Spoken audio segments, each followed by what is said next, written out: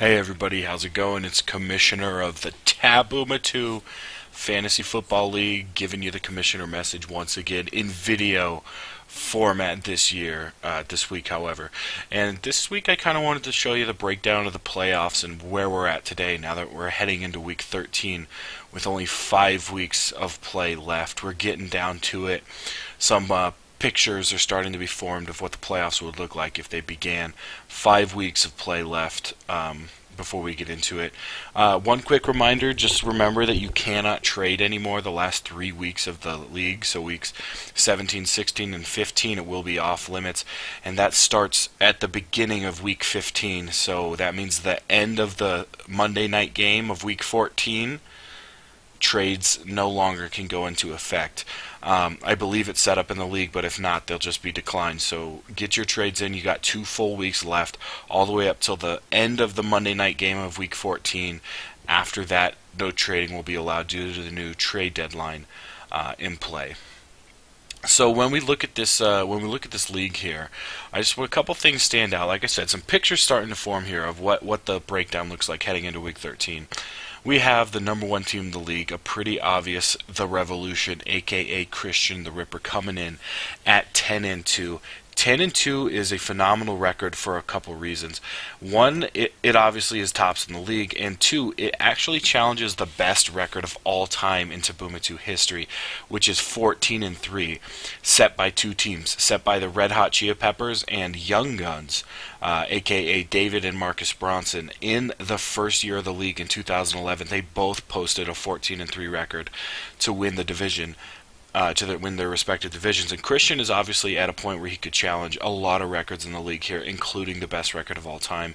If he can go these next 5 games without putting another notch in the L column, he'll finish at 15-2 and now have the best record of all time in Taboo history. All of us here in the Commissioner's office are cheering him on. Hopefully he can set some records this year, and we can rewrite the record book a little bit.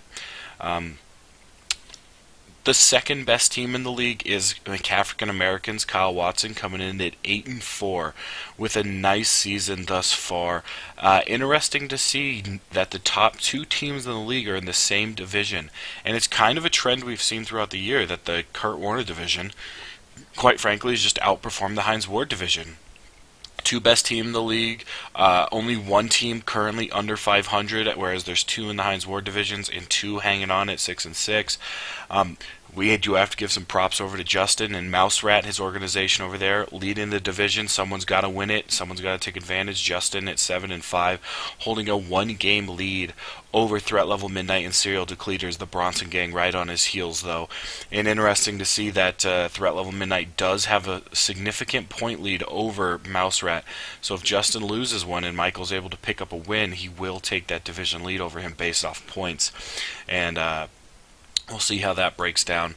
Also looking at the division here, all 4 of the 5 teams lost in the Hines Ward division last week, and a lot of interdivisional play where the Kurt Warner division again was able to show that they have the ability to win and maybe are the best division in the league right now. We look at the playoff picture, we're starting to see things break down. Let's take a look here. You can always check out what the playoff picture would look like based on these top 6 teams listed here. Top 6 teams will make the playoffs. The bottom 4, however, are going to miss out. We have, obviously, coming in at number 1, the Revolution, dominating the league, 10 wins already this season, leading the league in fantasy points scored by a large margin. We'll talk about that in a second here, on a 5-game win streak. The African Americans coming in at number 2, although this would not be the way the playoff picture would look because Mouse Rat is leading that Hines Ward division. He would be the number 2 seed, and Mouse Rat and the Revolution would both get divisional round byes because they have won their division, so they're both fighting for that advantage. So Justin would be the 2nd seed, Kyle would be the 3 seed, and he would play up against the 6 seed.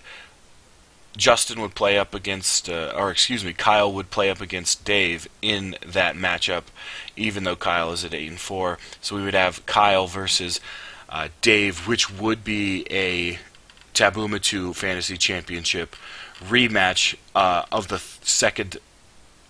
They were in the Super Bowl against each other. And Dave was able to take that victory away from Kyle. So that would kind of be a little grudge match. It'd be an interesting playoff game to see. That was in 2012, 2013 season, the second Super Bowl of all time. And then we would have Threat Level Midnight going up against Papa Guinness, Michael versus Mike. Michael trying to get to his first Super Bowl. He's never been to a Super Bowl, looking to make the playoffs here and try to get his name written down in the history books. Mike has been to 2 Super Bowls. He's won one of them. So these guys, veteran playoff teams that we see here. Christian, obviously a champion. Justin, a champion. Mike, a champion. Dave, a champion. So right now, Kyle and Michael would be the 2 teams in the playoffs who have not won a Super Bowl. 2 of the 6, not bad. As we keep looking down, we got 4 teams locking in at 6-6 overall. Michael Bronson, Dave Bronson, Marcus Bronson, all 3 Bronsons right there at 6-6, and Mike Watson. The first team out of the playoffs looks like it's going to be tight ends. Turn me on. Tetmo sitting at 6-6, the 7th seed right now, as you can see, would miss the playoffs if they were today. Basically, it comes down to points scored. When you look at points scored here, he's at a 667 clip, which is actually the 2nd worst in the entire league. He is a good, 22 points short of Serial Decleters here. A nice gap for him to overcome and a good safety barrier for Serial Decleters in case it does get close. A good 40 points behind, Papa Guinness, and a clean 100 points behind Threat Level Midnight. So tight end Turn Me On is going to have to play real hard. He's going to have to make up a game here. He can't win this off points unless Serial Decleters puts up low numbers and Tetmo puts up high numbers.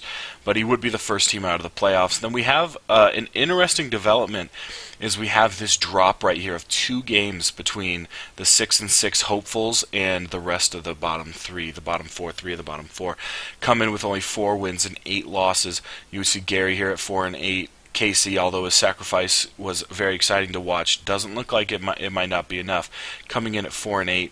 Interesting to look here. I know divisional matchups aren't, they're more bragging rights in a grudge game, but you look here and you see 0-7 in the division. Very interesting. And then we see Anthony coming in with a league worst record of 3-9. Interesting to see that these bottom 3 teams who are 2 games behind the playoff picture here, none of them have any Super Bowl wins.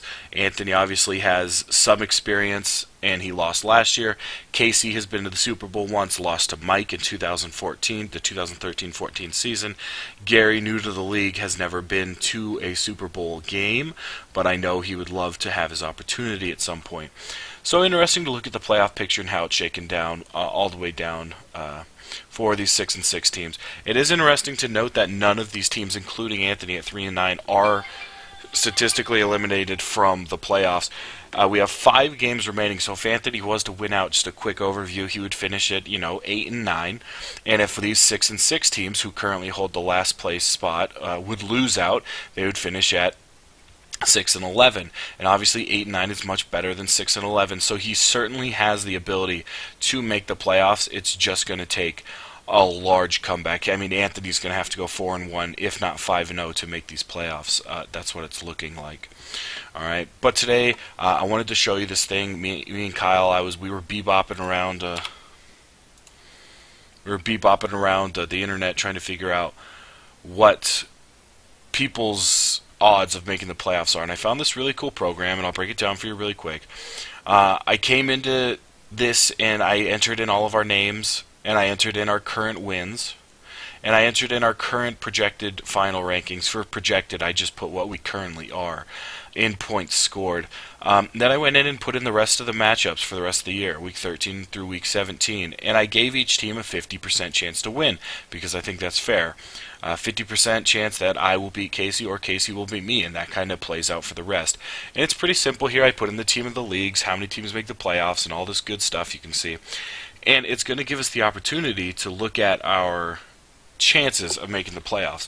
So I'm going to start with the number 1 team in the league. We're going to look at Christian McKay. Here's C-Mac, Christian the Ripper, a.k.a. The Revolution, looking for his 2nd Super Bowl of all time. Here we go. You look right here, it's going to tell you. Here we go. Congratulations, Christian McKay. You have a 100% chance of making the playoffs. In no scenario can you miss the playoffs at this point. You are currently 10-2. Even if you lose out, you finish at 10-7, which would be enough to lock up a playoff spot. We look at results here. It's possible that you do not end up with a 1 or 2 seed, however. You can still finish with a 3 seed, which means you can lose the division lead, very possibly, if Kyle starts to make a run. So it's all in your hands. If you keep winning, you are going to take that number 1 seed, and you are in the playoffs. Our first team, who I can write down in the bracket. Congratulations. We move down the list a little bit here. We go down to Kyle at 8-4, a very good showing thus far this season. He is really making a name for himself out here trying to make the playoffs. His percent chance of making the playoffs are 99.48%. So Kyle has a very good chance. You can see here, looks like he's going to finish here in this 2-3 seed. Of course, unless he wins the division, he cannot finish in that 2 seed. So he's got, what is this, an 80% chance of finishing with that number 3 seed. Very high odds for Kyle. He does have a chance to take that number 1 seed away from Christian if Christian's not careful, however. And he could finish anywhere in the playoff picture here. Not statistically in the playoffs. Still a scenario out there, a couple scenarios out there where Kyle does not make the playoffs, but 99.48, be hard to ask for anything more at this stage in the season. We move on to Mouse Rat. We look at Justin and his Kyle, of course, still looking for his first Super Bowl win, although he has appeared Super Bowl. He wants a ball for himself. Justin, a past Super Bowl winner as well in the playoff picture. His odds of making the playoffs with a record of 7-5 right now, 91.32. Very good odds for Justin. Again, a very good odds for him to win the division. He's currently in the lead. People are on his toes, but his fate is in his hands. If he continues to win out, it looks like, again, we're going to combine these two, because if he wins, he will be the divisional winner. He's looking at about a 35% chance of taking that division. And it is possible still that Justin could oust Christian for the number 1 seed, but Justin certainly has a good chance to make it at any of these seedings in the playoffs. So Justin, just keep on doing what you're doing if you want to make the playoffs. 91.32% chance to make the playoffs. Next, we're going to look at Threat Level Midnight. All right, the first 6-6 team, we got 4 of them to go through, and that is the tightest bunching that we have here. It's going to decide the 4 through 6 seeds, and right now it looks like one of these 6-6 teams won't make the playoffs. Michael has a couple tough matchups coming up. He plays Anthony, however, this week. Should be, a good chance for him to win. Anthony's got to win a couple here. So Michael, your percent chances of making the playoffs, 75.96, so a huge drastic drop off from 7-3 down to 6-6.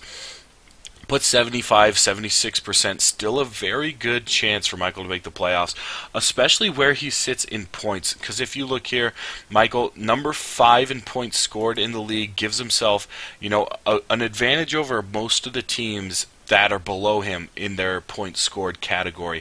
And of course, that's the first tiebreaker. So if he's tied for that last playoff spot, or whatever the seeding is decided, it'll go to points. Michael's got a good head up on people there. Fortunately, Michael, you have 0% chance of finishing first in the league. You're not going to catch Christian's record and take the number 1 seed from him. However, you can finish at the number 2 seed and take the division, of course, from Justin and take the 2 seed, but you do have a good chance of finishing in here in the playoffs. 75% chance, 76% chance. Next we go to Dave, the next highest 6-6 team.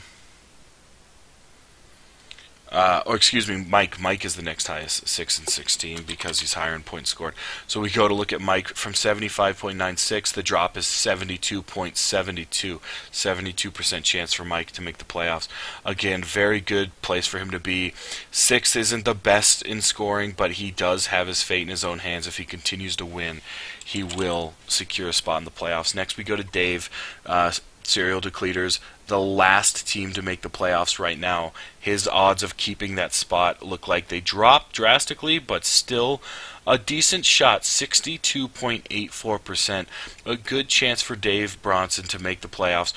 Him and Mike looking for their first Super Bowls of all, or no, excuse me, their second Super Bowls wins. Michael, like we said, him and Kyle, the only ones in the playoff picture right now without Super Bowls.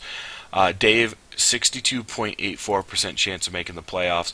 A good shot at finishing with that 4, 5, 6 seed, and skating into the playoffs and getting in. Again, he has a 22-point lead over tight ends. Turn me on, who we're going to look at right now. The first team out of the playoffs. So the odds dropped. The odds from the first 6-6 team at 75% have dropped to 62% for the people who currently would make the playoffs. A 13% decrease, basically, of odds. So when we look at the first team out at 6-6, here at Marcus Tetmo, you'll see it in his points scored. He's 9th in points scored, the second worst team in the league for Marcus, and he is his odds of making the playoffs with that 9th highest scoring drops him down to 55.2% chance. So he still does have higher than 50-50 odds to make the playoffs. However, you can see that point score dropping him 20% lower than Michael, who sits at the same 6-6 record. He has to win a couple games. It looks like he's going to have to finish out with a 3-2 record at least, if not 4-1, to secure the playoffs, just based on the teams that also sit at 6-6, because he cannot finish with his points scored as the same record as the last playoff team, because he'll lose on points scored. Coming in at number 9, Dave Bronson at 6-6 as well as 8th. So I guess a 22-point deficit is not impossible to overcome. However, it would take a good amount of points over the next couple weeks for Marcus to overtake Dave at 6-6 in this record. So interesting to see here. As we move on down the list, we get to the teams who are 2 games out of the playoff race. First we're going to look at is Casey. A team has no name, Mr. Sacrifice here.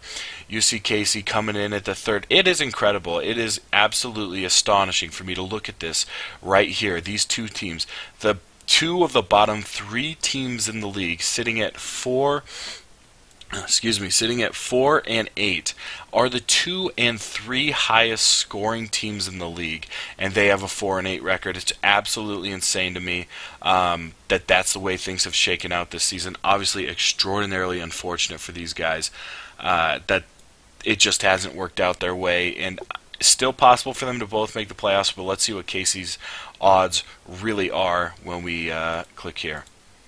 Dropping down to 19% for Casey Jones. 19% chance that he is going to make the playoffs here. He's got to win out a lot. You can see if he does make it, he's going to finish here in these bottom 5 and 6 seeds. Not very small chance he ends up taking the division he's currently in. So just very interesting to see that both of those teams are below. Actually, it's impossible for Casey to win the division. There's not enough games left, but Casey, got to make another sacrifice or something, brother. But 20%, I mean, we're hoping to see the commissioner's office is hoping to see a miraculous comeback by one of these bottom 3 teams, especially these 8 and 9 seeds right here, since they've scored so many points. We look at Gary, the number 2 scoring team in the league, coming in with a 4 and 8 record, and when we look at his odds, they're going to go up from Casey's a little bit, I assume, because he is higher in points scored. It's going to jump up to 21.68%. Still no guarantee, obviously. Still a tough hill to climb. But Gary and Casey are both kind of in the same boat here. I would not be surprised one bit to see one of these 2 teams down here find themselves in the playoffs at the end of this picture. Casey and Gary both have never won a Super Bowl, so it would be big time for them to take a Super Bowl win here in the league. The last team we're going to look at here is Anthony. Anthony is obviously the lowest in the league at 3-9. He's had a rough go of it. He is the worst scoring team in the league. Currently 10th with only 660 points, although that's not far off from 667 from Tetmo, only a 7-point difference. He's currently on a 5-game loss streak, but let's see what Anthony's odds of making the playoffs are at 3-9 currently.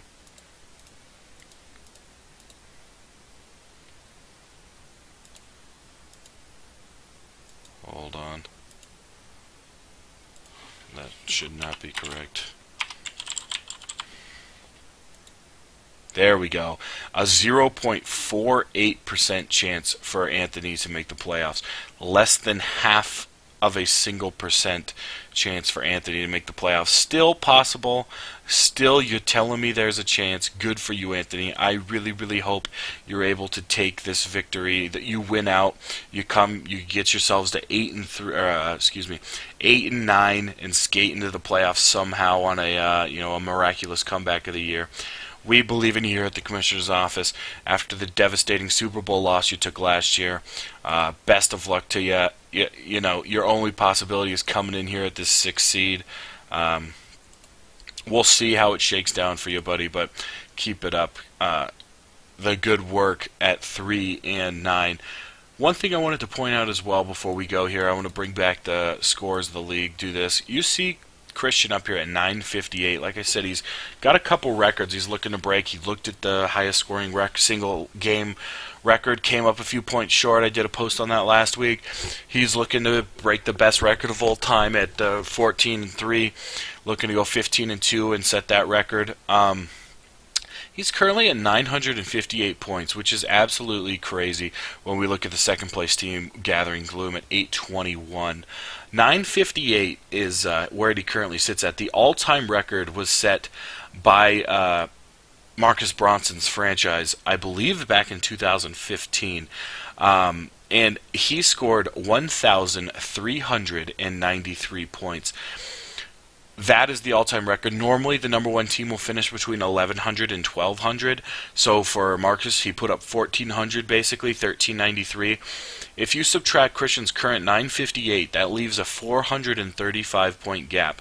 So Christian would have to score 436 points in the remaining 5 games to break the all-time scoring record for a single season.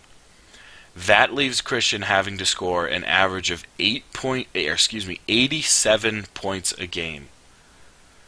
If Christian can put up 87 points a game, he will break the all-time single-season scoring record of 1,393 set in 2015 by Marcus Bronson. Very interesting stuff, guys. Everybody still has a chance to make the playoffs here. Don't forget about the trade deadline coming up. Best of luck to everybody heading into Week 13. A lot of big matchups between 6 and 6 teams. This right here, everybody's playoff seeding, I think is going to look much different come Week 14 just because of the 6 and 6 teams that play. We got a big the leaders of both divisions, Christian and Justin, play each other. That's going to be a really good game. It's just going to be interesting to see these bottom 3 teams, see if they can't knock down these 6 and 6 teams and bring that gap a little bit closer. But thanks for paying attention, guys. Thanks for listening. Let me know if you like me doing the video versus the writing, because I don't mind doing either. I enjoy doing them, so just let me know what you think. I'll talk to you all next week. Have a good night.